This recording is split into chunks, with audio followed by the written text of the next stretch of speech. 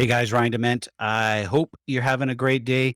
Today, we're talking about the three biggest costs you pay on a monthly basis that are keeping you broke.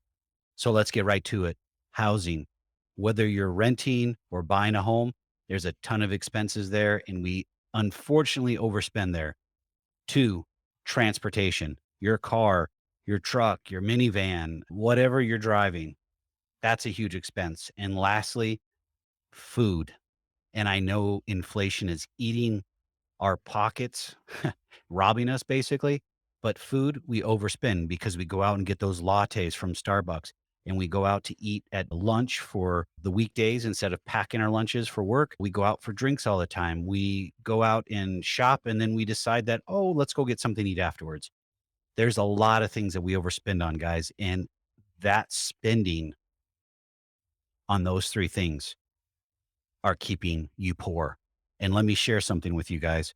I want to share this article that I found from Edmunds on the average new and used vehicle monthly payment for the first quarter of this year. They do it quarterly, so I can't do anything other than this is through April. Sorry, end of March, beginning of April. New car finance data, average of 69.9 in terms, so 70 months roughly. So 5 years is 60 months. So you're only 2 months shy of 6 years. Monthly payment, $648. Amount finance, $39,000. APR 4.4, not bad. And you're putting close to 12% down, or give or take a percentage. But look where compared to first quarter of 2021, 70 months, 575. So you're talking another $75 more, so almost $100 more a month, $4,000 more financed, interest rate flat, and you spent $1,300 more on a down payment compared to the fourth quarter of 2021, 70 months identical. But look at the jump from the first quarter of 2021 to the fourth quarter, 575 to 639. You know what caused that, guys? Inflation and all the issues with supply chain.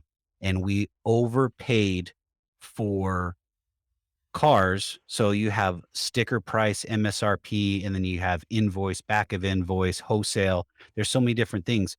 People are paying tens of thousands of dollars over the sticker price and over MSRP. So we're putting ourselves in the poorhouse just to buy a vehicle, which is a thing, which makes no sense to me, guys. You're smarter than that. Used cars, 70 months, 538, $31,000, 7.7% interest, $3,500, 11% down payment. But look at the jump from the first quarter of 2021 to the first quarter of 2022, $7,000 roughly. That's a lot of money.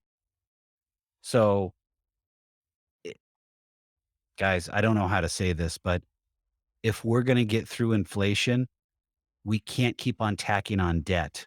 And debt is a huge issue. And if we continue to spend like we're drunken sailors in port, it's not going to work. It's just not. It's not the way we need to be.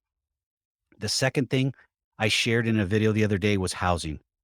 I know rents are through the roof, but if you're a renter at this point in time, when housing prices start coming down in your local market, if they haven't already, you can actually start forecasting yourself for a monthly payment because you're always going to know what the interest rates are going to be out there. Take the average. I did 6.28 yesterday.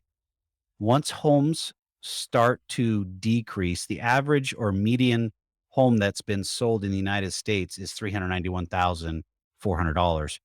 I ran it up to 400,000 in that video, and I'll link it in the show notes so you guys can see it. The Once the price started dropping 20 to $40,000, you start getting close to that median rent price that's out there of 1748 for a two-bedroom apartment. Now, do I know what a two-bedroom house is going for? I did not go through that. I'm sure it's a lot more. The gentleman across the street from me that's renting, he's paying $2,400 a month, and he got in there last year, and that's a three-bedroom, two and a half bath home. So with that being said, if you start getting to 375, 350 at 6.28%, you're about $2,300. If you're paying $2,300 in rent, now's the time to move over and start paying $2,300 towards your mortgage. But do you wait and let things fall even further? I would highly suggest that because prices are going to adjust 15 to 20%. I'm not a magician. I can't tell you for sure, but I can tell you this. We will have adjustments. And if you watch prices fall and keep an eye on interest rates, because interest rates are going to fluctuate up and down. And depending on what the Fed does, they could go up even more. So you just wait a little bit longer. You just have to be proactive with that. The last piece, guys, is food. We overspend on food. We go out to lunch when we're at work, when we're working in the office. We like to go out and eat dinner. We don't want to cook. It's costing us more today because of inflation. There's what I'm seeing, and I don't know for sure. Someone's gonna have to tell me. For a family of four, it's costing almost $1,000 more a month for food. They're saying $899. I'm rounding up to 1,000. And this is coming from the USDA, so I don't know how accurate it is, but the biggest piece that I'm trying to tell you guys, eating at home, the savings is not as much as it used to be, but the savings are still there and you can still save some money, but it boils down to flat out spending.